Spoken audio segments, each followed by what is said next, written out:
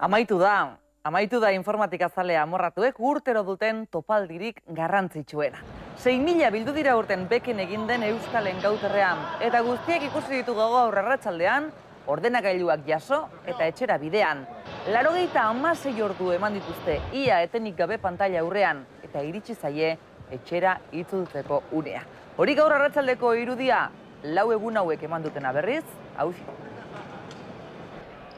Txip aldatu, ahaztu orain arte ordenagailu ez entzun eta ikusitakoa. Horrela bizi dira 24 ordu Euskal Encounterrean. 3 minutu eskas, esnatu, gozaldu eta aurpegia garbitzeko. Goizetik bakoitza bere lekuan. 10 dira eta badakigu nora joan. Son las 10 de la mañana, vamos a aprovechar aquí el fresquito de la mañana para hacer una sesión de overclocking, ¿vale? El overclocking es una técnica... Teknika ikusgarria da, nitrogenoa eta voltaje aldaketak ordenagailua hobetzeko. Konturatu barik, ordenagailu aurrean ordu biek eman digute. Esta es una buena hora para ver. Ordua aproposa dau Counter-Strike jokoaren finala ikusteko. Como Dios manda.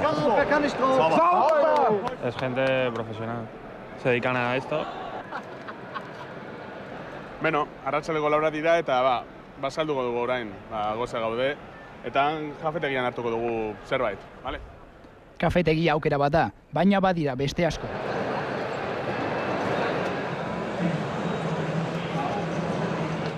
Eta baskalostean zer? Nos bocata a volver ahí al jaleo otra vez allá abajo y a... Bazkalduta, baina jolasteko eta deskargak egiteko gozez, buelta pantalla aurrera. Jolasean 24 ordu eman daitezke. Edo gauer dira arte bai behintzat. Más o menos son las 12 de la noche y ya, como te digo, pues ahora jugando un poco aquí al StarCraft, aunque un poquito de estrategia y... Eta gorputzak eta begiek aski diotenean, orduan argiei jarraitu. Eta...